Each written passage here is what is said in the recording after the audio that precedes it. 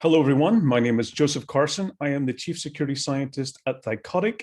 I am also an advisory CISO for several governments and critical infrastructure around the world. It's a real pleasure to be here with you today, and I'm going to be talking about how to secure remote access using privileged access management. For many organizations, reducing the risks from overprivileged users is one of the best tactics and strategies to actually reduce the risk from becoming a victim of a cyber attack. Thycotic is a company we really focus around managing privileged access, helping you to discover, manage, protect, provision, and secure that access, no matter where the users are in the world, whether they're accessing systems on-premise, in the cloud. We help provide that capability. So let me get into some of the things that you need to be considering. So the first thing is, for many organizations, it really is a big problem. The number one source of cyber fatigue is remembering and changing passwords. This is a major challenge. Organizations around the world really struggle. And as the passwords continue to increase and cause more problems, users tend to continue using and reusing the same password over again, or using simple variations. And this is a major problem because they use it for all different types of accounts, whether it's actually Active Directory account, or their single sign-on account, or an account that's actually accessing a web application in the cloud. We need to start moving passwords into the background and help actually employees and users really focusing on what is actually making their job successful. So let's work together in order to solve this major problem. So ultimately, what a problem is really all about protecting those privileged accounts.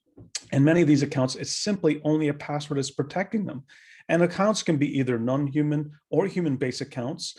A lot of those non-human accounts are accounts such as the service account, or actually application accounts, scheduled tasks, those accounts which work in the background to make sure that systems and applications and databases can communicate and work to be able to provide the service that they're actually providing to the business. And you also have the interactive types of accounts, which actually users and humans are interacting with, whether it being domain administrator accounts, whether it being application user interface accounts, or their simple domain user accounts, logging in and doing troubleshooting, whether it being help desk workers, solving problems for end users, where applications failing, or simply doing upgrades on systems, or whether it being the security administrator who needs to run vulnerability assessments in different systems. There's all different types of accounts in the organization, which all have different variations of privileged access. And what we're finding is that almost all users are becoming privileged users. And this has been accelerated from the actually pandemic and having to work remotely. And actually many users are now working almost permanently from their home offices or remote locations. And this causes many challenges for organizations. And it's all about that not all of these accounts are equal in regards to their access, but it's all down to that what they can do and what data they have access to. So we need to make sure that we actually put a strategy in place to help reduce the risks of these accounts. And what risks do these accounts pose for organizations? Well, it all comes down to why did they get breached in the first place? It comes down to the most common breach causes, and this is poor access management, misconfigured cloud storage, whether it being overprivileged users, sharing of credentials between employees, and continuing, even organizations today still only have passwords as the only security control.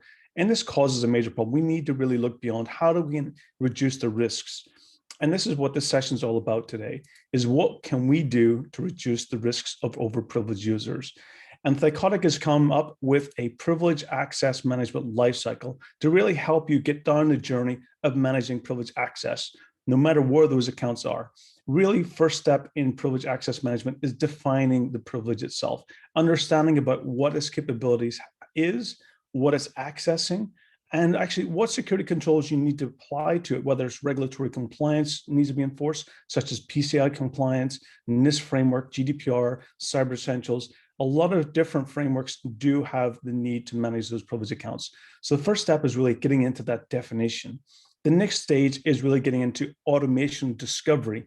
It's not efficient if people are having to go and discover and manage them manually, putting them into spreadsheets or documents, or simply having to write them down. That's not effective. That's not a good way of discovering them.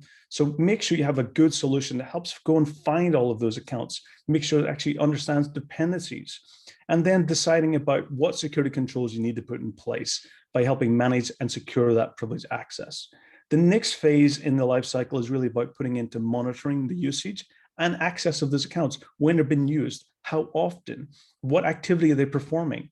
And, what systems are they accessing? And then actually, when you find suspicious activity, alerting on that activity, notifying the system owner or the application owner.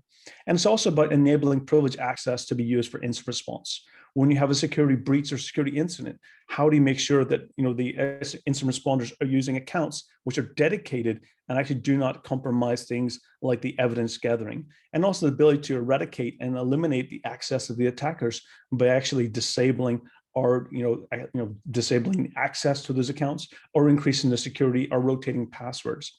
And this isn't a one-time checkbox. It's not something you do just basically, you set and that's it. This is a continuous process. You have to continually review, audit those accounts, and update them to make sure that they have effective security controls in place. Ultimately, our goal is to help get to the point where you're able to classify trust dynamically. Security needs to be like a living organism. It needs to be able to increase security controls and decrease security controls to be as effective as possible. And this really means that getting to classifying that trust dynamically. We've heard a lot about zero trust, and my goal really here is that zero trust is a good baseline. It's a good starting point, but ultimately it's not about, zero trust is not the goal. It's basically the ability in order to create a trust framework, to be able to establish how users should be accessing, what is acceptable risk.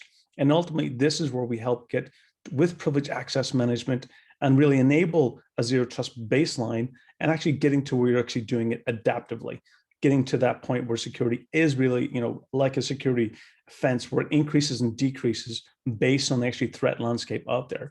Ultimately, you end up having a user, or could be insider, could be an external employee, could be a third party who needs access to systems.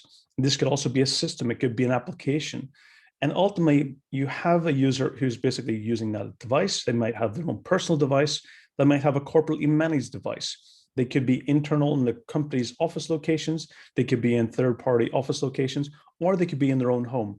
No matter where they're working, it all comes down to basically all of these assets get linked together using an identity. It's all about getting into identity and access management as the baseline of understanding about what the asset is and what they're trying to gain access to. And you want to make sure that as they're coming in and requesting access to systems or applications, whether those applications are on-premise, whether they're based in the cloud, whether they're web-based applications or hosted applications, or systems or databases, really comes down to making sure that you can continuously verify. And this is where we build the actual level of trust, by doing something like a multi-factor authentication. It could also be a peer workflow. One of my colleagues verifying that it is me looking to gain access. It could be basically a one-time password. It could be me having to check out a credential. It could also be me having to satisfy additional security controls, whether it being accessing only from a corporate device, or making sure that I've got VPN access enabled when I'm coming into looking access to the systems. This really enables the user to use their corporate credential or a single sign-on in order to gain access to the vault. The vault is really where we have that segregation of duties, the separation of the user's credentials and the privileged credentials. Ultimately, when they're looking to gain access to internal systems or applications, the privileged access management solution provides that ability to launch into a session, to make sure that there's auditability and transparency and additional security controls is put in place to protect those systems from unauthorized access. This is really critical, where it has the ability to check reputation, check the behavior, identifying if this risk is increasing, whether the user already has access to another system and maybe they need to sever that connection before they're enabled to access another system, to prevent credential sprawl or access sprawl. And this is also important when they're looking to gain access to cloud systems as well. So ultimately, this is the separation of duties. It really makes security adaptive and also reduce the risks. If an attacker gains access to this user's credentials or domain credentials, they cannot abuse it because of those additional security controls that's been put in place. This is one of the best ways to reduce the risk of cyber attacks that leverage privileged access. One of the most effective ways that organizations can reduce that risk. Ultimately, how I look at this, it's really like a continuous digital polygraph test for access. It's really about making sure that only those authorized, those who can verify their identities, those who are coming from authenticated known systems, from maybe location or geographical locations or IP address ranges, making sure that it is trusted and the right security controls are being satisfied, before they're able to get access to those systems that make decisions or to do financial reports, or whether it's engineering looking to access dev environments.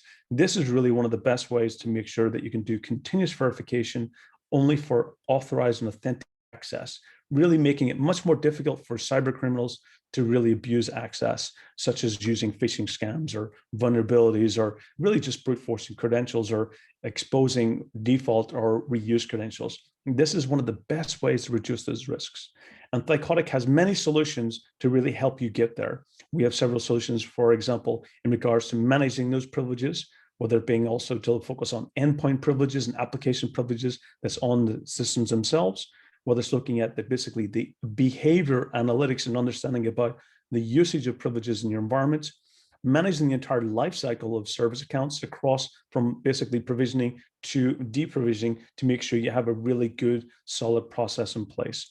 Thycotic is here to really help you on privileged access security and help you take through the different phases, because it's not just about going and getting it up and running and that's it. There's a path to maturity to really make sure that you get as much value as possible. And Thycotic is really here to help you get down that path to privileged success. And one of the tools and assets that we have to get you there is our free ebook. We've got a definitive guide to endpoint privilege management, which is really the guide that helps you go through about all of the aspects of actually managing privileges and endpoints and applications, and help you understand some of the integrations, some of the the things to avoid, and really help you actually down that path to make sure that you have all the needed information and decisions to take you on this path to success. So we've got many educational tools and books that are beyond this, but this is a good starting place that I recommend that you actually really look into, be able to understand about how to actually get a head start with privileged access management. The next thing that I recommend is, if you're already familiar with managing privileges, why not go straight to a free trial? Thycotic has a secret server free trial, which is basically, you can actually get it on premise as a traditional application, put it in a virtual environment, or you can actually get it hosted in the cloud as well. So whichever is your choice of preference to gain access to new solutions, whether you have a cloud first approach, Thycotic is here to providing you different delivery methods that meets your needs. So really, if you want to go further and get a trial, I do recommend, go straight to it. It is quick to value, easy to get up and running, and you'll immediately get value by helping push passwords to the background and reducing #1 cyber fatigue that we have in our industry today, and that is having to remember and change passwords. Let's help eliminate that, and let's help actually get to a positive security experience and a usable security experience. So if you're thinking about privileged access management, Thycotic's here to help you take on your journey to success. My name is Joseph Carson, and it's been a pleasure talking with you and sharing my experience today.